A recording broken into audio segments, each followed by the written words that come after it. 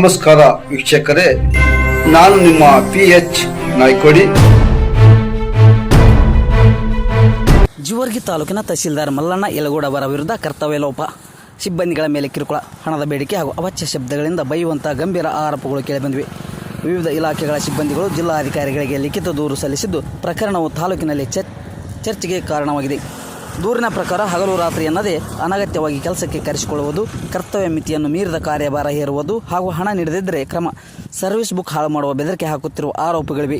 ಅಧಿಕಾರದ ದರ್ಪದಿಂದ ನಡೆಯುತ್ತಿರುವ ಈ ವರ್ತನೆ ಸಿಬ್ಬಂದಿಗಳ ಮಾನಸಿಕ ಒತ್ತಡ ಹೆಚ್ಚಿಸಿ ಸಾರ್ವಜನಿಕ ಸೇವೆಗಳಿಗೂ ಹಿನ್ನಡೆ ಉಂಟು ಮಾಡುತ್ತಿದೆ ಎಂದು ದೂರಿನಲ್ಲಿ ಉಲ್ಲೇಖಿಸಲಾಗಿದೆ.